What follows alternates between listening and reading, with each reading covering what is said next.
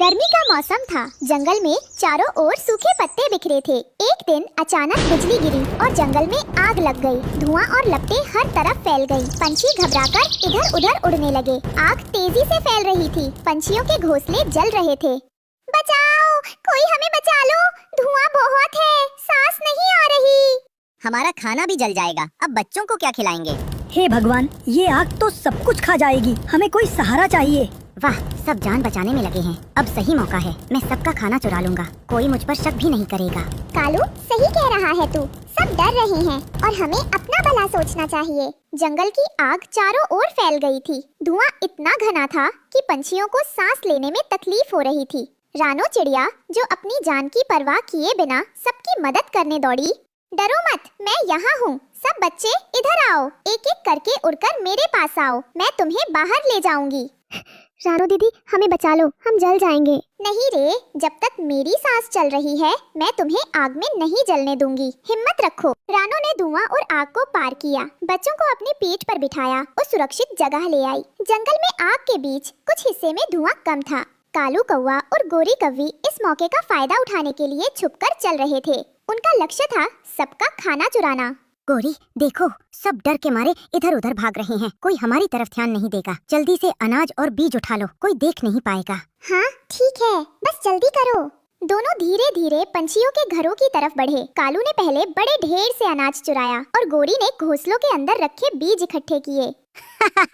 अब हम दोनों का भला होगा, कोई हमें पकड़ नहीं पाएगा। अरे, कालू और गोरी चोरी कर रहे हैं। दोनों ने जल्दी जल्दी जितना खा सकते थे और ले जा सके उतना अनाज अपने पास जमा किया। लेकिन उनकी हरकतें जंगल के कुछ जानकार पंछियों की नजरों में आ गई थीं। कौन चोरी कर रहा है यहाँ? ये कौन है जो बच्चों का खाना छीन रहा है? गोरी भाग, रानो आ रही है। हाँ, जल्दी छुपो। दोनों पंछी उड़ गए, लेकिन रानो ने उनकी आवाज सुन ली थी। अगले दिन आग शांत हो चुकी थी और जंगल के एक शांत कोने में रानो ने देखा कि कालू और गोरी चोरी किए हुए अनाज और बीज के साथ छिपे हुए हैं। उसका दिल दुख और गुस्से से भर गया। कालू, गोरी, तुम दोनों ने सबका खाना चुराया। ये बच्चों के लिए था और तुम केवल अपने लिए ले जा रहे थे। रानो, हम सोच रहे थे कि सबको सुरक्षित जगह पर पहुंचा दें, पर गलती हो गई। हाँ रानो, हमें डर था कि आग में हम भी मर सकते हैं। झूठ मत बोलो, मैंने सब देखा। तुमने बच्चों का खाना चुराया। अब मैं सबको सच बताऊंगी। जैसे ही रानो उड़ती, कालू कौवा और गोरी कौवी पीछे से दौड़ पड़े। रुको रानो, मत जाओ। अगर तू सबको सच बता दे तो हमारा खेल खत्म हो जाएगा। हाँ रानो, वापस आ जाओ। तुम लोग मुझे रोक नहीं सकते। जो सच है वही सबको पता चलेगा। अब कोई डर नहीं है। रानो ने फिर जोर से पंख मारे और जंगल की ओर बढ़ी। कालू कौवा और गोरी कौवी पीछे पीछे दौड़ते हुए थक गए और एक बड़े पेड़ की डाल पर रुक गए। दोनों ने सांस थामकर सोचा कि अब क्या किया जाए। ये रानो फिर से सबको सच बताने जा रही है। अगर उसने सच सबको बता दिया तो हमारी चाल फेल हो जाएगी। हाँ, सच में मुझे लग रहा है कि हमने गलती की। अब ये रानो हमें सबके सामने बेनकाब कर देगी। तो हमें क्या करना चाहिए? उसे रोकना होगा। अगर रानो जंगल के बाकी पंछियों तक पहुंच गई तो हमारा खेल खत्म। हम उसे डराकर या रास्ता रोककर सबको भ्रमित कर सकते हैं। पर कालू, क्या हमें सच में डर दिखाना चाहिए? वो मासूम बच्चों के लिए सब कर रही है। हमें नहीं लगता कि ये सही है। गोरी, ध्यान रखो, अब कोई रास्ता नहीं बचा। अगर हमने इसे रोका नहीं तो सबको पता चल जाएगा। वहीं रानो को रास्ते में उसे एक जादुई चिराग मिला जो जमीन में हल्का चमक रहा था। ये क्या है? ये तो किसी जादुई चीज की तरह चमक रहा है। शायद ये मुझे मदद कर सकता है। जैसे ही रानो ने चिराग को छुआ, उसमें से डोरा जिन निकला। उसका रूप सुनहरी रोशनी में चमकता हुआ दिखाई दिया।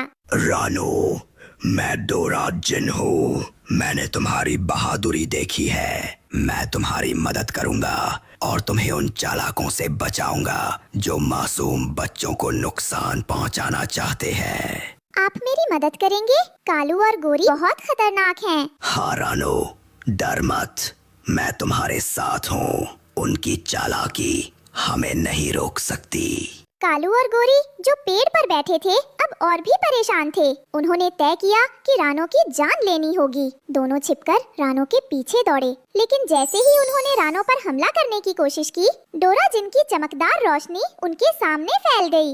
रुको, अगर तुम मासूम बच्चों को नुकसान पहुंचाने की कोशिश करोगे तो तुम्हारे लिए बहुत मुश्किल होगी। सही रास्ता अपनाओ। ये हमें छोड़ दो, हम गलत थे।